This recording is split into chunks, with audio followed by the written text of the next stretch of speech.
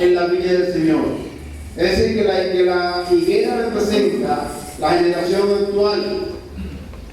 La gente que vivía en los días de Cristo hacía mayor ostentación de piedad que la que hacían los judíos de los primeros tiempos, pero estaba todavía más destituida de las gracias del Espíritu de Dios. Los preciosos frutos del carácter que hicieron tan fragante y hermosa la vida de José ya no se manifestaban en Israel. José prefirió poner su vida en juego antes de deshonrar a su Dios. Cuando la esposa de Potifar lo provocó y aún quería usar su posición para avasallar a este jovencito y decirle que tuviera una relación ilícita con él, él dijo: ¿cómo he de pecar yo ofendiendo a mi Dios? Egipto entero llegó a conocer al Dios de Israel por un solo hombre. La nación más poderosa del mundo llegó a conocer del Dios verdadero por un solo hombre. Cuando en su casa lo menospreciaron, Dios lo engrandeció porque Él le fue fiel ante el mundo. Pero sigue diciendo la narración de Isaías capítulo 5, algo muy interesante, hermanos.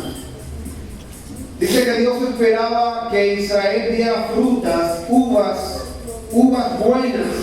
¿Y dio qué tipo de uvas? Silvestres. En el hebreo dice uvas podridas. Peor todavía. Porque yo estoy seguro que usted con hambre se comería una uva silvestre. Usted ha visto esta serie de televisión donde esta gente que juega a la supervivencia come lo que encuentra en una selva. Sí. Cualquiera de nosotros comería uvas silvestres, pero no cualquiera comería uvas podridas. ¿Verdad que no? Y por eso Dios no podía tolerar a Israel, porque para Dios Israel era como una uva podrida. Pero dice algo más interesante. Dice en el versículo número 6: haré que quede desierta, no será podada ni cavada. ¿Sabe qué es lo que quiere decir? No será podada ni cavada. Que Dios va a dejar a Israel con sus malas costumbres si no la quieren dejar. Así de sencillo. Pero dice algo más interesante todavía. Dice: crecerán el cardo y los espinos. ¿Saben qué quiere decir ahora? Crecerán el cardo y los espinos. Que el pecado va a abundar en Israel.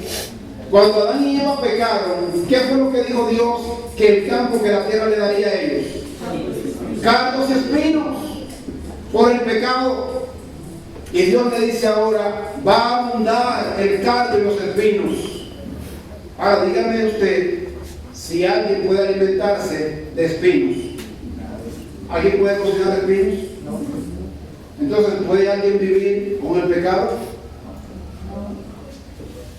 ¿Sabe qué dice más?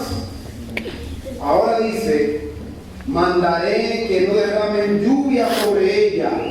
¿Qué simboliza la lluvia? ¿Sabe qué? Dice Dios: voy a quitar, a retraer mi espíritu del pueblo profeso. Si quieren seguir con sus malas costumbres, entonces yo lo voy a dejar para que abunde el cardo y la espina y los espinos. Y le voy a quitar mi Espíritu Santo también. Porque yo he hecho todo lo posible para que Israel sea una higuera, una viña frondosa, fructuosa, pero ellos no quieren. Ellos no quieren. En el libro Conflicto de los Siglos, voy a continuar en Palabras de Vida del Gran Maestro, con su perdón, en la página 112, en la misma página que estaba. Dice: Dios en su hijo, había estado buscando fruto y no lo había encontrado. Israel era un estorbo en la tierra. Número uno, era un estorbo en la tierra. Número dos, su misma existencia era una maldición, pues ocupaba en la viña el lugar que podía haber servido de un árbol fructífero. Vamos a entender lo que significa eso en un momentico. Despojaba al mundo de las bendiciones que Dios quería darle. ¿Cómo Israel era una maldición para el mundo? Ocupando el lugar que cualquier persona de la calle podría ocupar si tú y yo no fuéramos cristianos tibios. Cristianos cada séptimo día. Si fuéramos cristianos con frutos, fuéramos una bendición para el mundo. Y sigue diciendo, los israelitas habían representado mal a Dios entre las naciones. No eran solamente inútiles, sino que eran un obstáculo decidido. Su religión en gran parte descarriaba a la gente y obraba la ruina en vez de la salvación. Ahora, amados hermanos, ¿creen ustedes que eso tiene que ver algo con nosotros? ¿Sí? ¿Casualidad?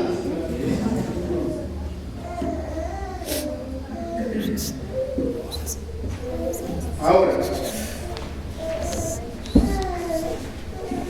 ¿estamos nosotros a ser llamados reformadores?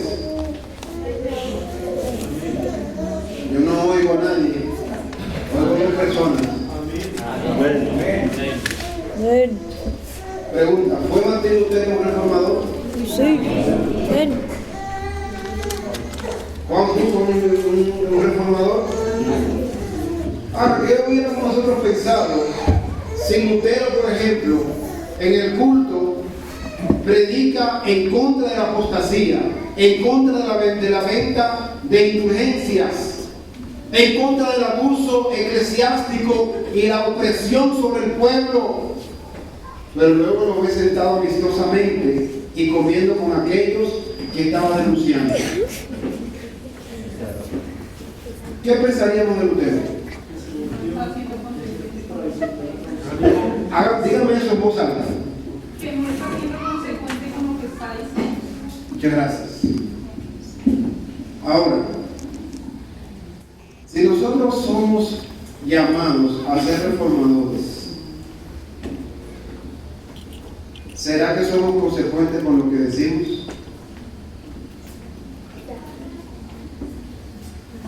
¿Será que nosotros somos consecuentes con la vestimenta? ¿O nos vestimos en la iglesia de una forma y afuera de otra forma? ¿Somos reformadores o somos descarriadores? Dice aquí que Israel, se lo voy a repetir, Israel era una maldición. Era un estorbo en la tierra. Ocupaba un lugar inútil en la viña del Señor. Representó mal el carácter de Dios. ¿Cómo yo represento el carácter de Dios? Cuando en un lugar me comporto de una forma y en otro lugar me comporto de otra. Entonces el mundo va a entender que Dios es como fluctuante, variable. Dios no se complica la vida. Dios no es tan extremista o fanático. Así que en la iglesia yo me visto de una forma y afuera me visto de otra, para no ser muy extremista. En la iglesia yo no me atrevo a llevar carne, pero de pronto en mi casa me la como. ¿Ustedes se acuerdan del tema de anoche? ¿Podemos nosotros burlarnos de Dios? Imposible. Imposible.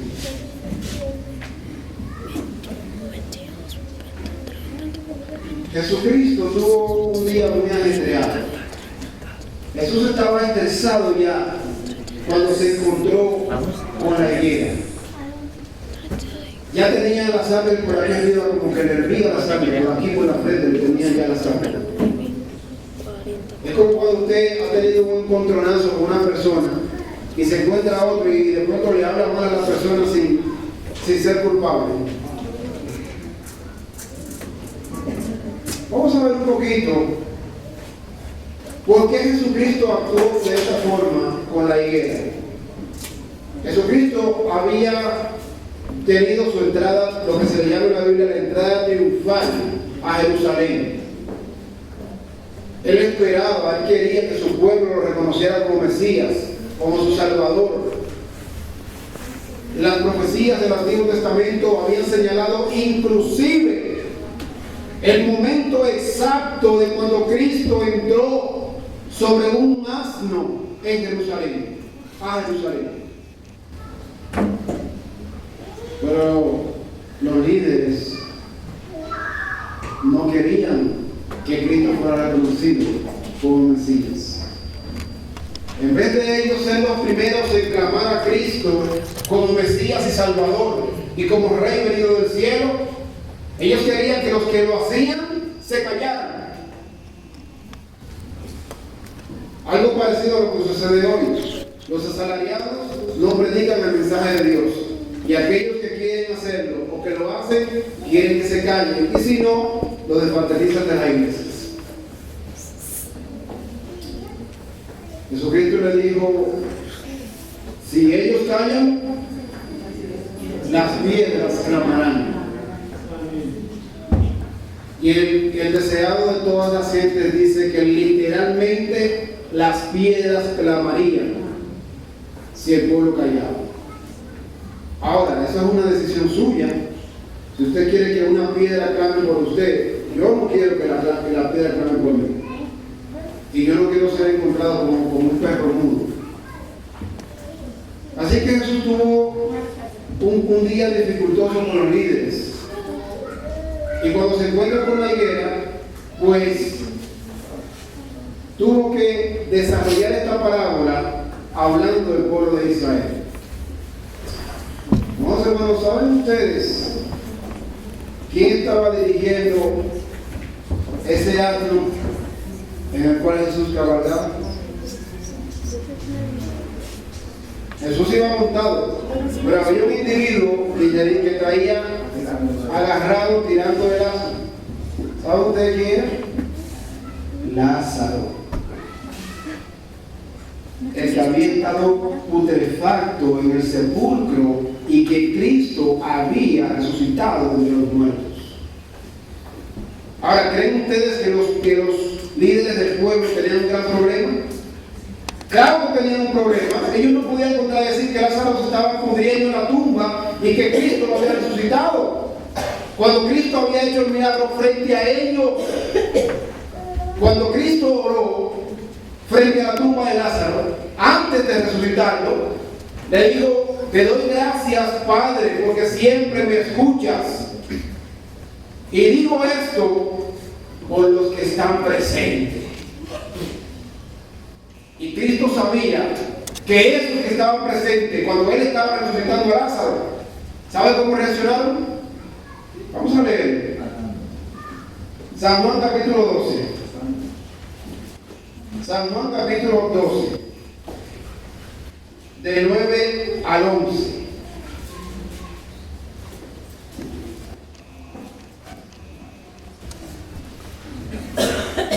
Dice así: gran multitud de los judíos supieron entonces que Él estaba allí y vinieron no solamente por causa de Jesús, sino también para ver a quién, a Lázaro, a quien había resucitado de los muertos. Pero los principales sacerdotes acordaron darle la bienvenida a Lázaro porque era un gran misionero. ¿Eso es?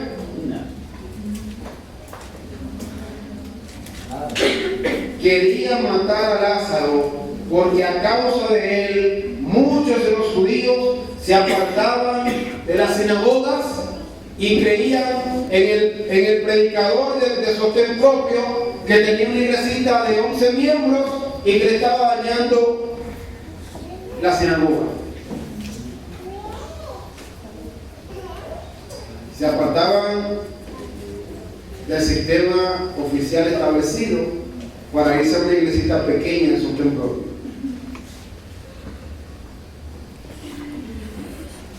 Es decir, ellos preferían matar a Lázaro, matarlo antes de creer en Jesús. Ahora, el haber creído en Jesús para ellos era de mucha trascendencia. Ellos tendrían que aceptar ante el pueblo que toda su vida habían estado equivocados. Número 1. Número 2, que su cartón, su título no les servía de nada. Número 3, que la universidad que tenían de donde habían salido graduados tampoco servía de nada. De hecho, lea usted por qué Dios tuvo que enviar a Juan el Bautista al desierto a educarse. Porque la escuela rabínica lo habría corrompido y hubiera sido inútil para Dios.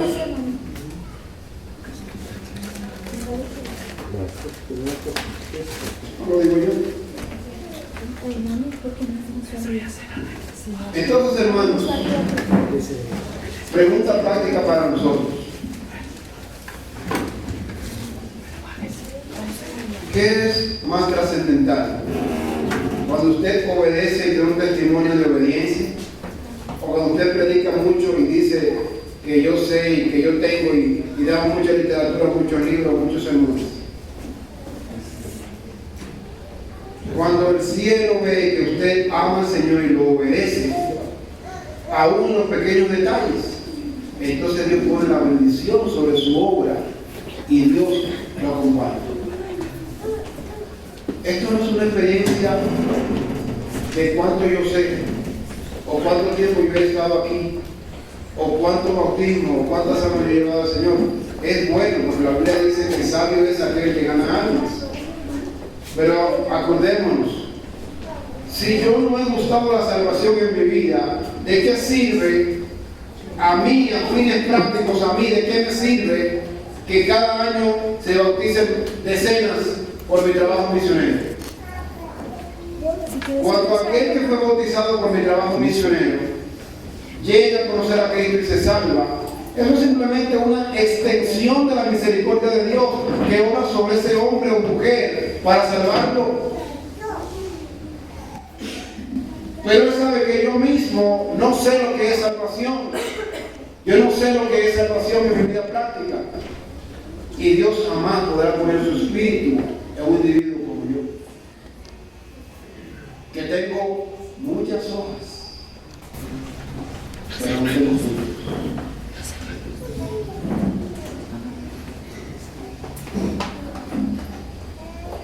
En el libro Deseado de todas las gentes,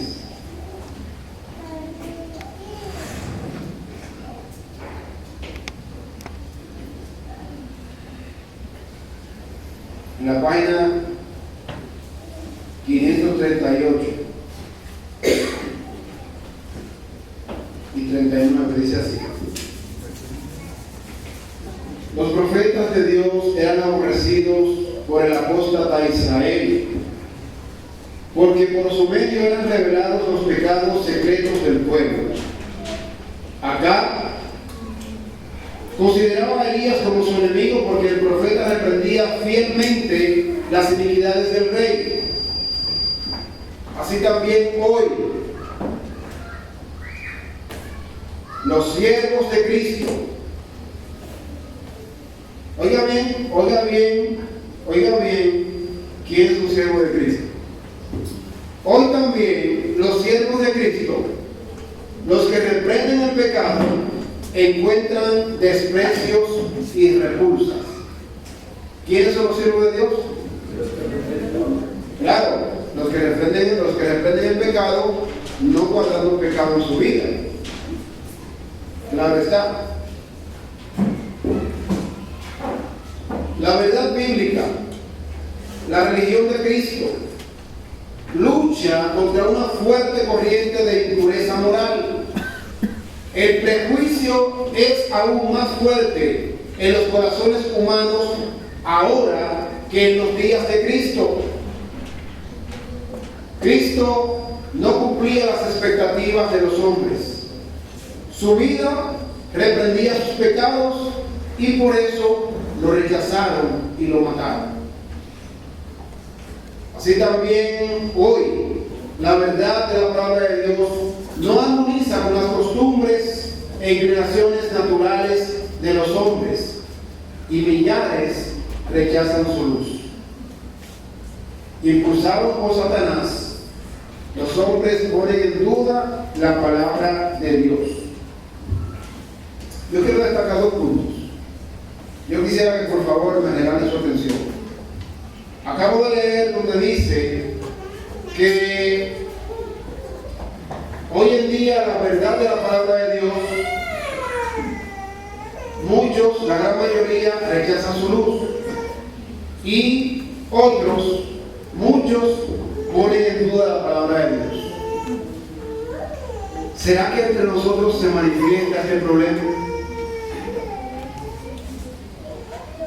Por ejemplo, la palabra de Dios nos dice que todo aquel que se está preparando para la traslación al cielo va a eliminar 100% de su dieta el consumo de animales. Pero todavía nosotros como pueblo continuamos consumiendo estos productos o estos desechos de animales. ¿Será que yo estoy dudando de la palabra de Dios? Para mí, la respuesta es un sí.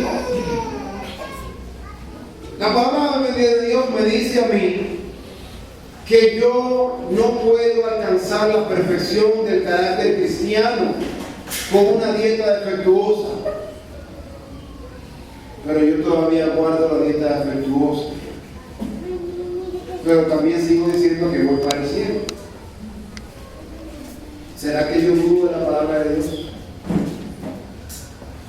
La palabra de Dios me dice también que los que se alimentan de animales no entienden el plan de salvación.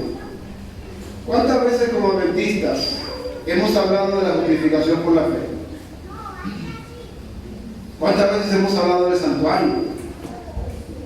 Del mensaje de los 3 ángeles. Pero nosotros estamos desobedeciendo lo mismo que predicamos. Y por supuesto, cuando el Señor Jesucristo venga a tu árbol, a tu higuera, ¿qué va a encontrar? ¿Frutos? Hojas.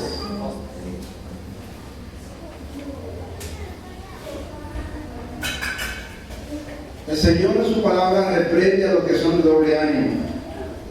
Una persona de doble ánimo le es inútil al Señor. Hoy dice una cosa, mañana otra. Hoy dice una cosa y luego no la cumple. Dios dice una cosa y hago otra. No podemos ser usados por Dios siendo de doble ánimo. En el conflicto de los siglos, página 24,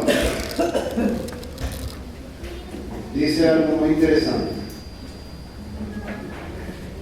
Dice así, hablando de Israel y hoy hablando de nosotros, la compasión divina y sublime amor de Cristo hallaron expresión en estas tristes palabras. Jerusalén, Jerusalén, que matas a los profetas y apedreas a los que te son enviados. ¿Cuántas veces quise yo juntar a tus hijos, así como la gallina junta sus polluelos debajo de sus alas? Y no quisiste.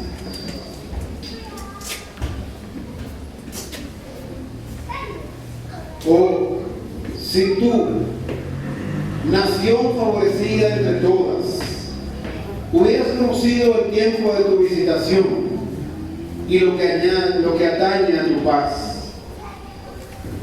Cristo habla y sigue diciendo, yo detuve el ángel destructor y te llamé al arrepentimiento, pero en vano. No rechazaste tan solo a los siervos que te fueron enviados, ni a los profetas, sino que rechazaste al Santo de Israel, a tu Redentor. Si eres destruida, tú sola tienes la culpa. No queréis venir a mí para tener paz o para tener vida. Hermanos, ¿qué se va a escribir de cada uno de nosotros? ¿Qué se va a escribir de cada uno de nosotros? Cuando el Señor Jesucristo venga a discurrir entre las ramas de nuestra vida, ¿qué va a encontrar? Cuando el Señor Jesucristo busque la rama de la devoción personal, ¿qué encontrará? ¿Hojas o frutos? En la oración, ¿qué encontrará? En la temperancia, ¿qué va a encontrar Cristo? En la paciencia, ¿qué va a encontrar Jesús? En la vida familiar, ¿qué va a encontrar Jesús?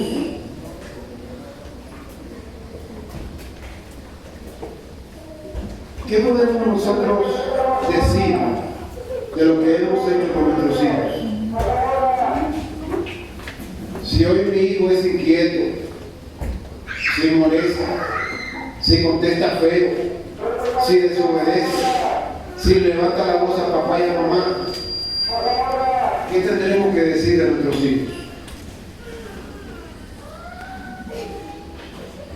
Hermanos, el mensaje de los 3 ángeles comienza por nuestro hogar. El primer altar que debe levantarse no es el de los sábados en el templo. El primer altar es el de la familia. Y me temo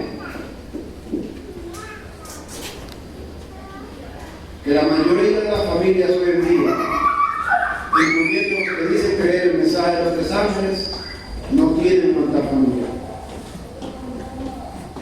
No simplemente de pasar un rato